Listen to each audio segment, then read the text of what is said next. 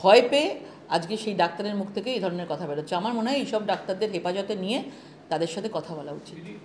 একটা প্রশ্ন, যে আপনি বললেন মানুষ ঘুরে দাঁড়াবে, দেখা যাচ্ছে আবাস যোজনায় কাটমানি ফেরতের দাবিতে বিক্ষোভ।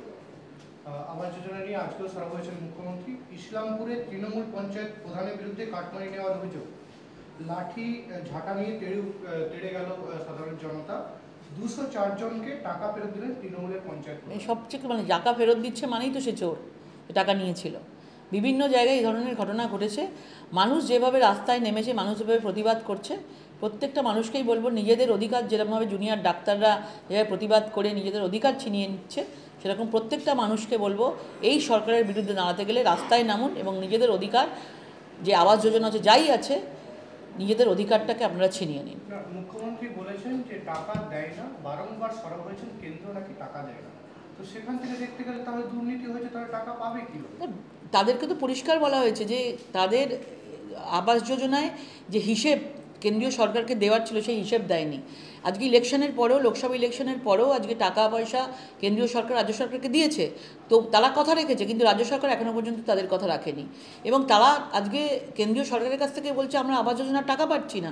তাহলে এই সব লোকেরা যারা আজকে মানে তারা প্রতিবাদ করতে গেছিলো, তাদের কী করে তৃণমূলের নেত্রী সেখানে এত টাকা ফেরত দিয়েছে? তার মানেই বোঝা যাচ্ছে যে আবাস যোজনার নাম করে তারা মানুষের কাছ থেকে টাকা তুলেছে এবং সেই জন্যই আজকে মানুষের গর্জনে তাদেরকে টাকা ফেরত দিতে হয়েছে। আজকে ববি হাকিম বলেছে যে বীরভূমের যে বাঘ তার মানসিক শক্তি আছে, আর জঙ্গলের বাঘের থাকে দৈহিক শক্তি। তাহলে বীরভূমের বাঘই হচ্ছে আসল বাঘ। এখন মানে এটাই বলবো যে গুন্ডা মস্তান দাগি আসামিকে আসল বাঘ বলে তাকে গাছের ওপর তুলে দিয়ে তিনি আর কী প্রমাণ করতে চায়? সারা মানুষ তো জনতালা দেখতে পাচ্ছে যে একজন দাগি আসামি, যে কারণেই হোক সে এখন ছাড়া পেয়েছে জামিনে, আজ বাদে কাল আবার হয়তো তাকে আবার কেউ ঢোকাতে পারে, তখন তিনি তার কথাটা কি বলবেন? তখন কোন বাঘ বলবেন তাকে, বা কোন বাঘ থেকে তখন বেড়াল হয়ে যাবেন? তখন ববি হাকিম কি সেই কথা বলতে পারবে? সুতরাং এই ধরনের তাদের সেই নানা ধরনের কথাবার্তা কাউকে নিয়ে, মানে এ তো মনে হচ্ছে একটা, মানে আমরা কোন রাজ্যে বাস করছি যেখানে একজন দাগি আসামিকে বাঘ বলে সম্বোধন করে বরণ করে তার জন্য বাঘ ফিরে এসেছেন নতুন নতুন করে মানে রিল বানানো হচ্ছে। মানে এটা আমরা কোন বাংলায় বাস করছি? লজ্জার কথা। আজকে আমরা যে বাংলা আমাদের রবীন্দ্রনাথের বাংলা বলে বিখ্যাত ছিল, সেই বাংলায় আজকে অনুব্রত মণ্ডলের নাম করে বাংলার বাঘ বলে তাকে বিখ্যাত করে দেওয়া হচ্ছে।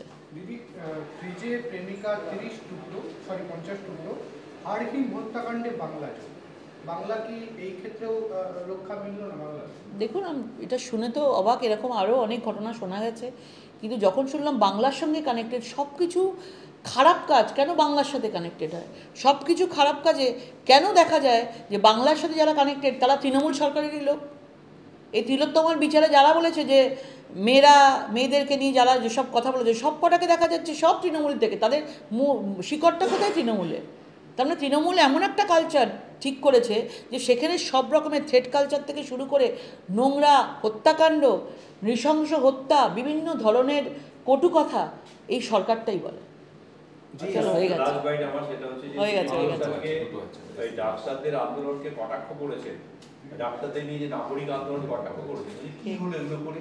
রাস্তায় এসে শো অফ করা, হাততালি দেওয়া, স্লোগান দেওয়া, জুনিয়র ডাক্তারদের, হ্যাঁ জুনিয়র ডাক্তারদের আন্দোলনটাকে ঘিরে যে মানুষ যে আন্দোলন করলো, আর জুনিয়র ডাক্তাররা আন্দোলন করলো, স্বাস্থ্য পরিষেবা ঠিক মতো হলো না, মানুষ সাফার করলো, কি লাভ হলো? আর পাবলিক রাস্তায় এসে ওদেরটাকে এসে হাততালি দিল, শো অফ করলো, স্লোগান দিল। সংযোজন করবো, অশোক দিন্দা বলছে যে ডাক্তারদের আন্দোলন তারা নিজেদের স্বার্থে আন্দোলন করেছিলেন, তারা বিচারের দাবিতে কোনো আন্দোলন। 5 দফা দাবির মধ্যে কোনো দাবিও অভয়াকাণ্ডের সঙ্গে যুক্ত নয়। দেখুন, প্রথম কথা আমি ধন্যবাদ দেব যে সিবিআই যেভাবে এই মানে ইস্যুটাকে, এই বিচারের পদ্ধতিটাকে, ইনভেস্টিগেশনটাকে এত সুন্দর করে নিয়ে যাচ্ছে, আমরা আস্তে আস্তে অনেক খুলাসা পাচ্ছি, অনেক জিনিস পাচ্ছি।